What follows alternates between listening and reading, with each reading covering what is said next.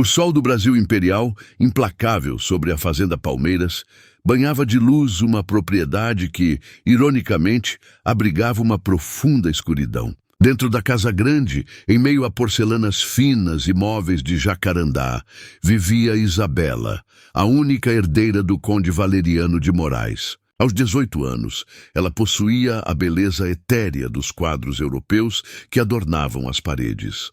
Longos cabelos cor de ébano, pele de marfim e uma graça inata. Contudo, seus olhos de um castanho profundo não retinham a luz. Eles eram o símbolo silencioso de uma maldição que, segundo boatos sussurrados na senzala, pairava sobre a linhagem dos Moraes há gerações. A cegueira de Isabela era a ferida aberta na vaidade do conde, um homem poderoso cuja riqueza não podia comprar a visão de sua filha.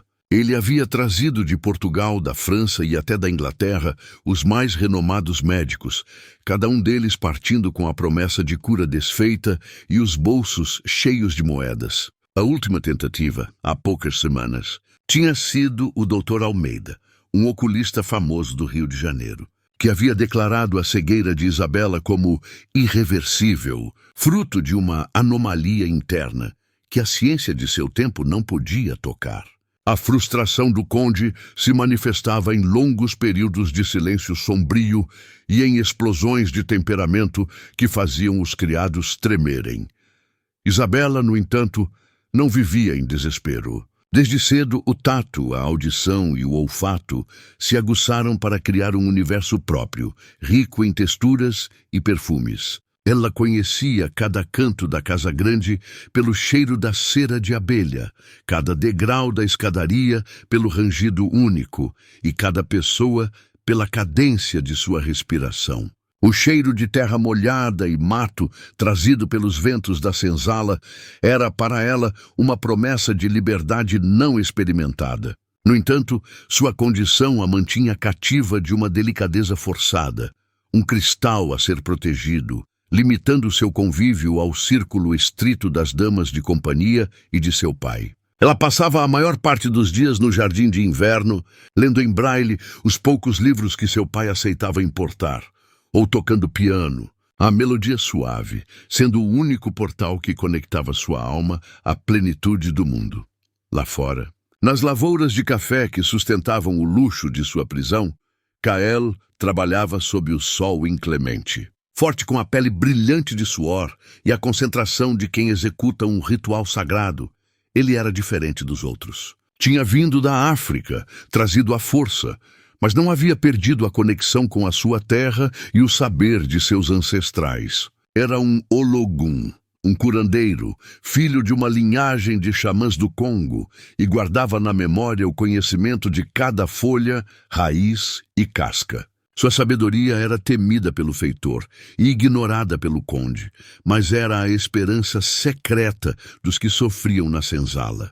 Kael havia observado Isabela de longe, em raras ocasiões em que ela era conduzida ao jardim, e notava a sutil palidez que se aprofundava em sua pele, o tremor leve das mãos ao tocar as flores. Ele sabia que a maldição não era apenas uma anomalia física, mas um peso espiritual que corroía a vida da jovem por dentro. Os espíritos do mato lhe haviam sussurrado isso, e o som oco dos passos do conde na varanda lhe confirmava que o tempo para a filha dele estava se esgotando rapidamente. O milagre, Kael sabia, não viria dos livros de medicina europeus, mas sim de uma fonte mais antiga que exigiria um preço alto de quem ousasse tocá-la. O silêncio noturno da fazenda era enganoso. Ele apenas abafava os ruídos da vida, não os eliminava. Enquanto o conde Valeriano dormia sob dosséis de seda, sonhando com as dívidas e a honra manchada da família, Kael se movia como uma sombra na mata circundante. Ele não estava fugindo, estava trabalhando. A noite era a sua aliada. O único momento em que podia exercer sua vocação sem a vigilância constante dos capatazes e o risco do chicote. Desde a declaração final do médico, o murmúrio da dor de Isabela havia se tornado mais insistente na senzala. Não era um choro audível, mas uma vibração de desamparo que Kael sentia em seus ossos. Um desequilíbrio na energia da terra sob a casa grande. Sua mochila, feita de um saco de estopa remendado, continha pequenos tesouros, uma faca de ferro enferrujada, uma pedra de rio polida e diversos recipientes feitos de casca de coco e barro. A luz fraca da lua era suficiente para que ele identificasse a Kaayará, a planta espelho que refletia a alma, e a raiz de Oxumaré, conhecida por restaurar o que havia sido quebrado. O conhecimento de Kael era uma tapeçaria tecida com a sabedoria ancestral africana e a botânica nativa do Brasil, um sincretismo forçado pela escravidão, mas fortalecido pela necessidade. Ele havia aprendido a respeitar a Mata Atlântica como um templo vivo, cujos guardiões poderiam ser apaziguados com oferendas e a verdade do coração. Na senzala, os mais velhos sabiam. Mameto Akotun, uma africana idosa que servia como cozinheira, olhava para Kael com a cumplicidade de quem viu muitos sóis. Em uma noite, enquanto moíam milho, ela o abordou em um dialeto que só os dois compreendiam. O Quísila dos Morais é forte, filho. É a arrogância que cega, e não a carne. Para tirar a escuridão dos olhos da sinhazinha, tens de enfrentar o que cega o coração do pai. Estás pronto para o preço, Kael? A pergunta pairava entre eles, pesada como a umidade da noite. O preço não era apenas o perigo de ser flagrado com as ervas proibidas ou de ser acusado de feitiçaria, crime que no Brasil, colônia e imperial, significava a morte. O preço era o risco de usar o poder de cura para tocar no mundo do Dominus, no mundo que o escravizava, e a inevitável retaliação que viria se o ritual falhasse. Kael não respondeu com palavras. Seus olhos negros fixaram-se no horizonte, onde o céu noturno parecia mais vasto e mais livre do que a própria fazenda. Ele havia perdido tudo na travessia, sua família, sua liberdade, seu nome real. Restava-lhe apenas seu dom, seu elo com o sagrado. Curar a filha do conde não seria um ato de obediência, mas um ato de soberania espiritual. Uma demonstração de que a verdadeira força não residia no chicote, mas na sabedoria. Na manhã seguinte, Kael, disfarçando um punhado de ervas secas sob seu gibão, sentiu que o momento se aproximava. O destino de Isabela estava agora ligado ao dele, e a linha tênue entre a cura e a danação estava prestes a ser rompida. A rotina da Casa Grande era um relógio de luxo, mas as engrenagens rangiam com a tensão não dita. O conde, cada vez mais absorto, dava longos passeios a cavalo, tentando fugir da sombra da própria casa. Sua ausência criava uma brecha na vigilância, uma oportunidade que Kael estava determinado a aproveitar. A oportunidade veio sob o pretexto mais comum, o concerto de uma calha que vazava no telhado da varanda que dava para o jardim de inverno de Isabela. Era uma tarefa suja que nenhum criado de dentro faria, cabendo a Kael, o homem da manutenção pesada, a incumbência. Isabela estava ali, sentada em sua poltrona de vime, o rosto voltado para a luz filtrada, como se pudesse absorver o calor que seus olhos não viam. Em suas mãos, ela segurava uma rosa branca murcha, cuja fragrância sutil Kael sentiu ao se aproximar com a escada. O silêncio do jardim, que ela tanto apreciava, foi quebrado apenas pelo som seco e ritmado do martelo de Kael. Ele trabalhou lentamente, metodicamente, sentindo o cheiro de lavanda e talco que emanava da sinhá.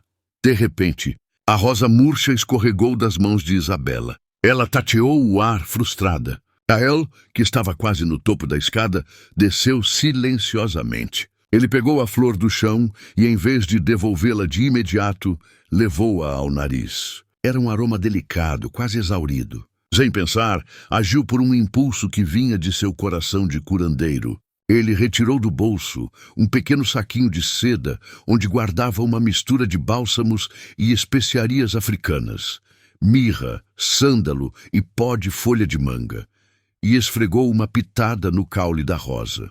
O perfume ressurgiu, mais complexo e terroso do que o original, como uma promessa de vida renovada. Ele estendeu a flor para ela, e a mão de Isabela, hesitante, encontrou a sua, forte e calejada. Pela primeira vez, a pele da sinhá e a pele do escravo se tocaram. Não houve repulsa ou surpresa, apenas a quietude de um reconhecimento mútuo. Isabela levou a rosa ao nariz e aspirou profundamente. Um sorriso genuíno, o mais sincero que Kael já vira, iluminou seu rosto. Que perfume é esse? Não é o da rosa. É o cheiro de terra quente e chuva, ela disse, a voz suave, mas com um traço de curiosidade intensa. Kael não podia falar em demasia. O perigo era real. Ele apenas murmurou, sua voz grave e baixa. É o cheiro do axé, sinhá. Da força da vida. Isabela franziu a testa. Axé, o que significa? Kael sentiu o coração acelerar. Ele estava ultrapassando limites perigosos. Significa a força que faz a rosa reviver. A força que faz a vida brotar da escuridão, explicou ele, rapidamente voltando para a escada. O toque e a troca fugaz haviam estabelecido uma ponte invisível. Naquela noite, Kael preparou o primeiro banho de folhas secretas. Não para a cura ainda, mas para purificar o espírito de Isabela, para prepará-la para o caminho que estava por vir. Ele precisava de mais um encontro, um momento mais longo, para iniciar o ritual. O destino, ou talvez os orixás, haviam lhe dado a primeira chance. O silêncio de Isabela, após o encontro na varanda, se transformou em uma busca silenciosa. O perfume da rosa e o calor da mão de Kael haviam despertado nela algo mais do que o olfato, uma curiosidade pelo mundo que se estendia para além dos limites da casa grande, um mundo de terra quente e vida. Ela começou a fingir passeios mais longos pelo jardim, aproveitando os momentos de folga da dama de companhia. Kael, por sua vez, esperava. Ele havia notado que o estado de saúde de Isabela piorava a cada dia. Seu apetite diminuía, e a palidez de seu rosto era agora quase translúcida. A maldição familiar não era apenas a cegueira, mas a lenta drenagem da força vital. Mametuacotum havia confirmado seus medos. Se a luz não voltar aos olhos antes da lua nova, o espírito vai querer deixar o corpo, Kael. A maldição é um carrasco paciente.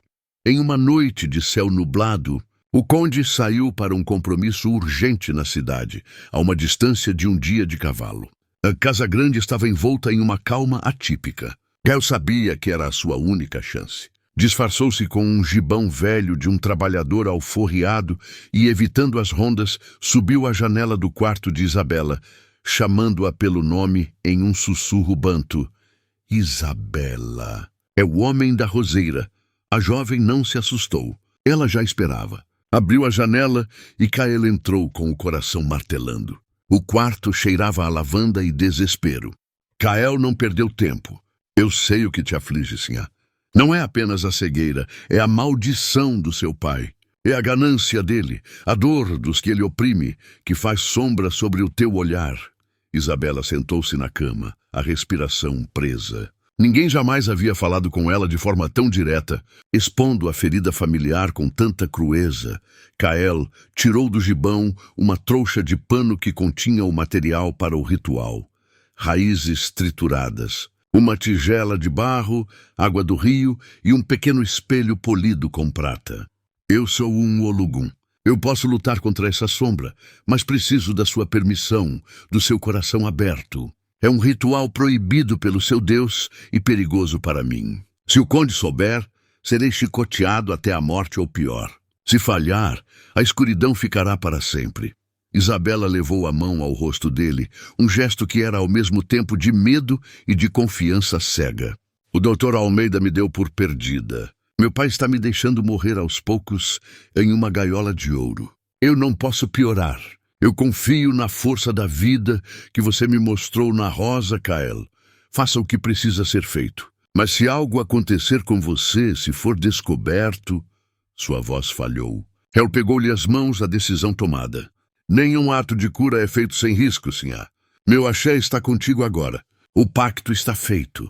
A essa hora, os orixás haviam testemunhado a união de propósitos entre a cativa da maldição e o cativo da escravidão. O ritual se iniciaria na madrugada, no pico da energia, onde o mundo dos vivos se encontra com o mundo dos ancestrais. Kael conduziu Isabela, usando apenas o toque suave de sua mão em seu braço, para o exterior da casa grande. Ele a levou não para a senzala, mas para um ponto intermediário da fazenda, um lugar neutro, onde o luxo e a miséria se encontravam, uma figueira centenária, cuja copa gigantesca era um altar natural, um santuário silencioso que o conde evitava por superstição.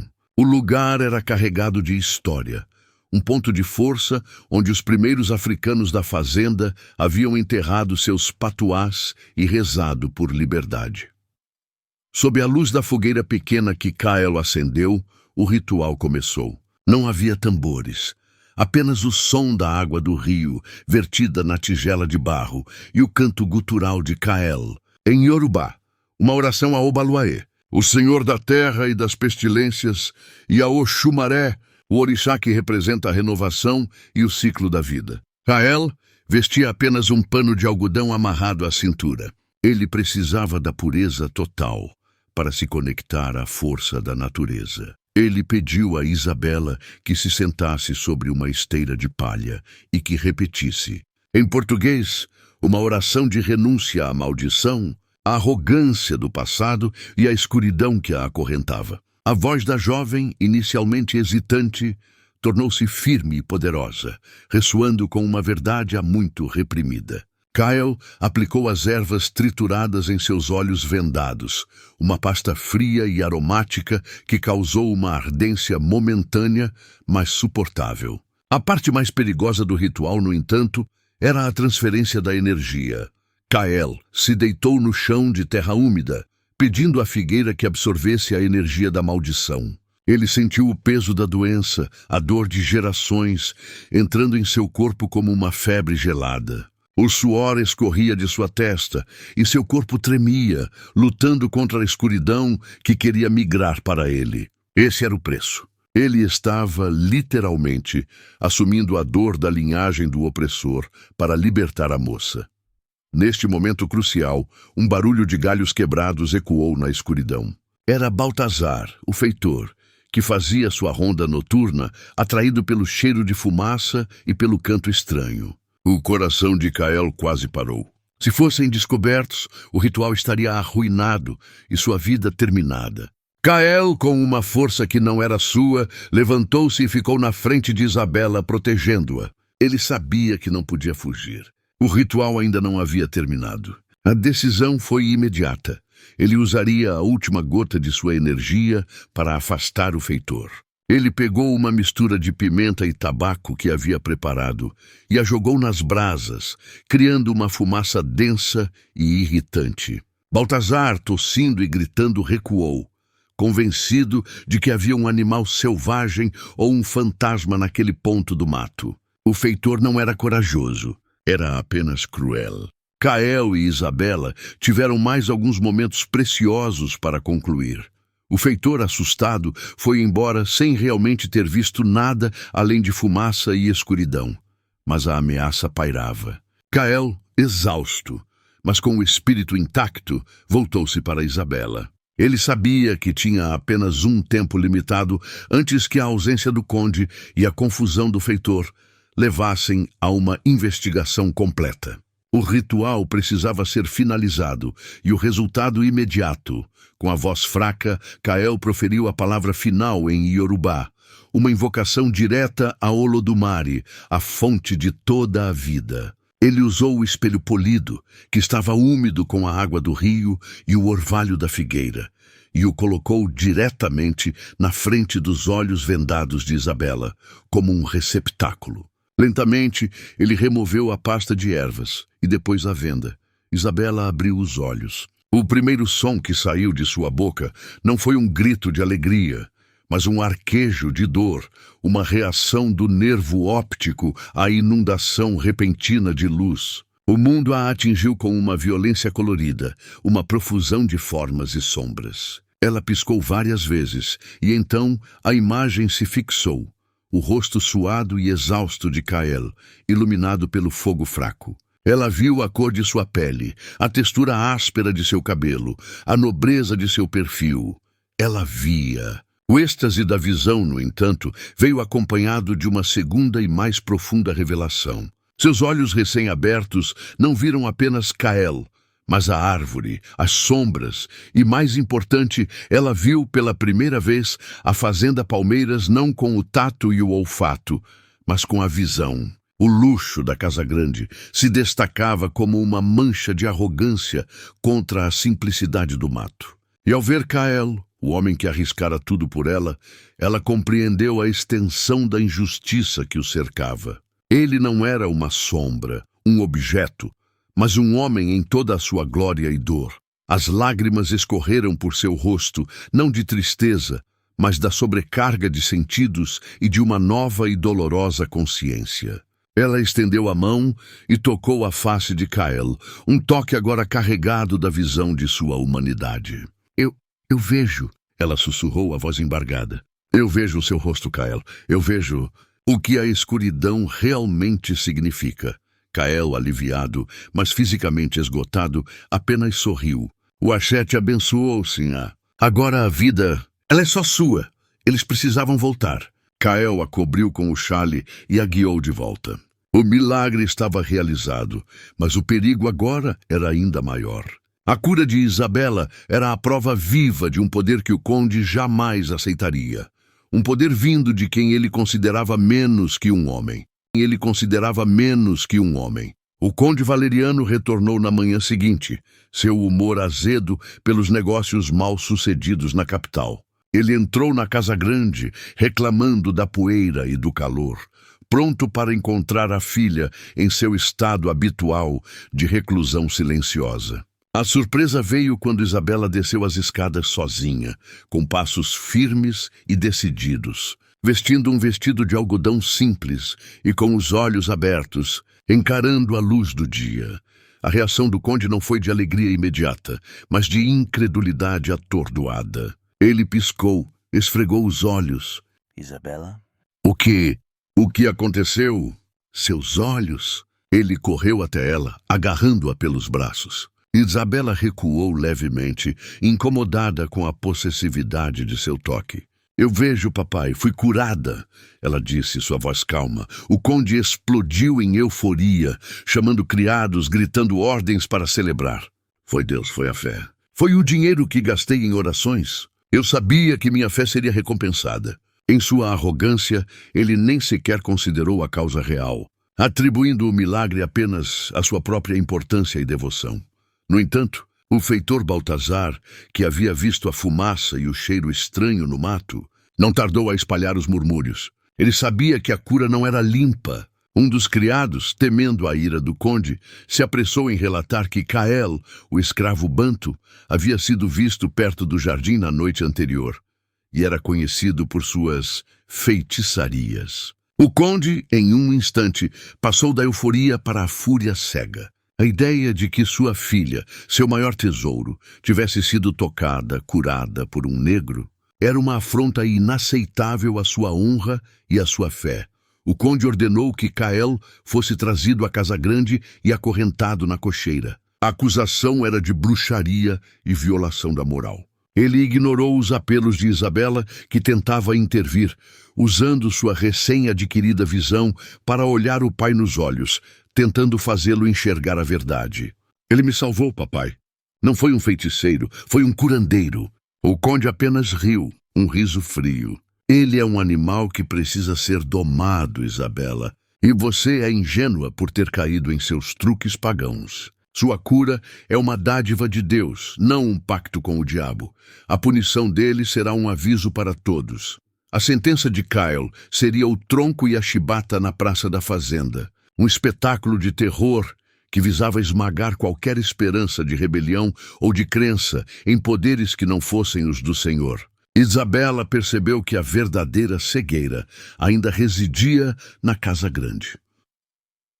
A noite antes da punição de Kyle foi marcada pelo terror na senzala e pela angústia na casa grande. Isabela não conseguiu dormir. Sua visão recém-adquirida era agora uma ferramenta de desespero. Ela via as grades em seu próprio quarto, a frieza dos móveis, a hipocrisia de sua vida. Ela havia sido curada da escuridão física, mas estava prestes a testemunhar uma escuridão moral que a fazia ansiar pela cegueira anterior. Ela planejou. Sua nova visão lhe permitiu ver as chaves do escritório do conde penduradas perto da lareira e os pontos fracos na segurança noturna. Com a ajuda da velha Mametua Kotum, que lhe forneceu a informação crucial sobre o ponto cego do feitor, Isabela agiu. Vestida com roupas simples, sem os babados da sinhá, ela furtou as chaves, sentindo o peso do metal frio em suas mãos. Dirigiu-se à cocheira, seu coração batendo no ritmo dos tambores que ela nunca havia ouvido, mas que sentia na alma. Encontrou Kaelo acorrentado a uma viga, o corpo já marcado por um castigo preliminar imposto pelo feitor. Seus olhos, que a haviam curado, estavam agora injetados e cansados, mas quando ele a viu, um brilho de surpresa e gratidão passou por eles.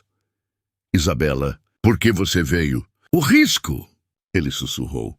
Eu não posso te deixar morrer, Kael. A cura não me trouxe apenas a luz, me trouxe a coragem, ela respondeu. Ela lutou contra o ferrolho, tremendo, até que as correntes caíram com um clangor baixo.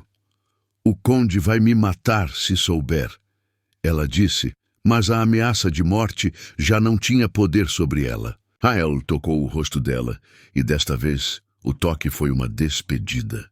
Sua liberdade é a minha cura, sinhá, mas você não pode vir. O caminho que sigo é perigoso. Eu não sou mais assim a cega, Kael.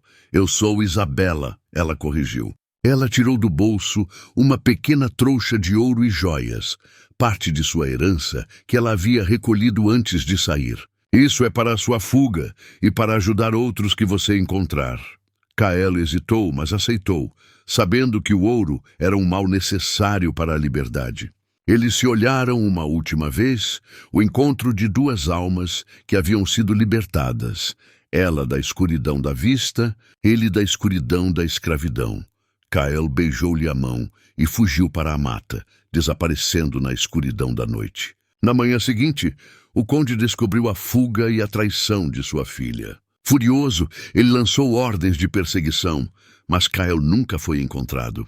Isabela, agora a nova rebelde da Casa Grande, encarou o pai com seus olhos abertos e recém-iluminados. Ela havia perdido o conde, mas tinha ganhado a si mesma. Ela não podia mais viver na fazenda. O luxo era agora apenas o cheiro da podridão. Dias depois, ela fugiu para o Rio de Janeiro com o pouco que lhe restava, mas com a visão plena. O milagre de Kael não foi apenas devolver a visão a Isabela, mas forçá-la a ver a verdade brutal do Brasil e usar sua nova luz para buscar a verdadeira liberdade para si e um dia para todos. A cura de Isabela foi o começo de sua jornada contra o legado de seu próprio nome.